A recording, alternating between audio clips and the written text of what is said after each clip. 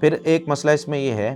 کہ قربانی کرنے کے بعد کئی لوگ قربانی کی کھال وہ کسائی کو دے دیتے ہیں، یا کسائی کہتا ہے مجھے دے دو اس میں سے تھوڑا گوشت بھی دے دو، تو نبی مکرم صلی اللہ علیہ وسلم نے اجرت کے طور پہ، ہاں اگر انسانیت کے طور پہ دینا ہے تو ویسے آپ دے سکتے ہیں، یا وہ بہت غریب ہے تو آپ اس کو اجرت سے ہٹ کر ویسے دے سکتے ہیں، لیکن اجرت کے طور پر آپ اس کو کھال نہیں دے سکتے۔ سیدنا علی رضی اللہ تعالیٰ فرماتے ہیں، صحیح بخاری میں 1717 نمبر روایت ہے کہ نبی مکرم صلی اللہ علیہ وسلم نے مجھے حکم دیا کہ میں قربانیاں کرواؤں، اور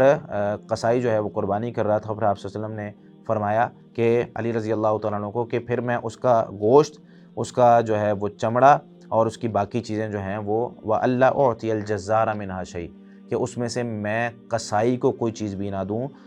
تو سیدنا علی فرماتے ہیں نحن نعطیہ من عندنا، ہم اپنی طرف سے قصائی کو اجرت دیتے تھے۔ تو قصائی کو کھال بطور اجرت نہیں دے سکتے، وہ بھی صدقہ کرنی ہے، جانور کی ہر چیز اللہ تعالیٰ کے راستے میں صدقہ کرنی ہے۔